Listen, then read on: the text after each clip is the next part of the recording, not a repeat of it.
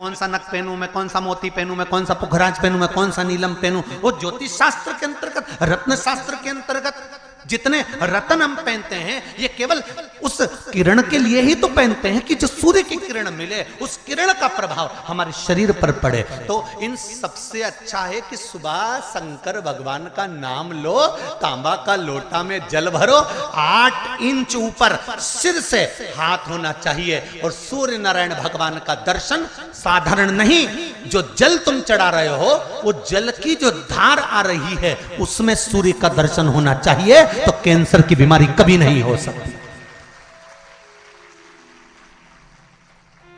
Liver, kidney, heart, आपके heart में अगर तकलीफ है, डॉक्टर ने कह दिया कि इसमें नस चोक है, आपको कहीं ना कहीं छल्ला डलेगा, आपको कह दिया इसमें कुछ ना कुछ प्रॉब्लम आ रही है, आप सूर्य को अर्घ देना चालू कर दो, सूर्य को जल चढ़ाना चालू कर दीजिए। आप सूर्य को जल चढ़ाओ, वो जल की जो तरंग आ रही है, वो जल जो निकल कर जा रहा है, उसकी जो किरण आपके हृदय पर, आपकी छाती पर पड़ रही है, नाड़ियों में पड़ रही है, नसों में पड़ रही है, उसका बल देखो तो सही।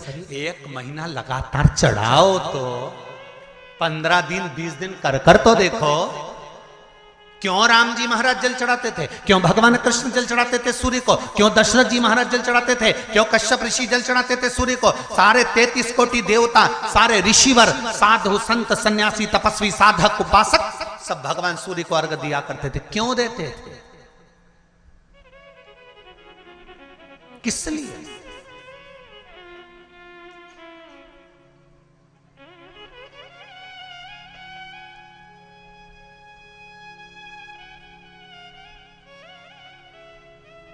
सूर्य नारायण भगवान को जल चढ़ाते समय आपके पंजों की एड़ी ऊंची नहीं होना चाहिए, ध्यान दीजिएगा महाराज। आपका पंजा पांव का पूरा की पूरा जमा होना चाहिए भूमि पर। हाथ कितने इंच ऊपर, 8 इंच ऊपर होना चाहिए। जल जो गिरे, सूर्य की किरण, सूर्य का दर्शन उस जल की रोशनी में करना चाहिए। क्या होगा उससे? जिस बच्चे को आंख में चश्मा लगा हो, मोटे से मोटा चश्मा लगा हो, छूट नहीं रहा हो, तो थोड़े दिन उसको सूर्य का अर्घ चढ़वाना चालू कर दो और जल में से सूर्य का दर्शन कराना चालू कर दो। सूर्य का दर्शन जल में से 2 महीना 2.5 महीना बहुत है, आंख की रोशनी बढ़ जाएगी, चश्मा हट जाएगा। आप कर देखिए।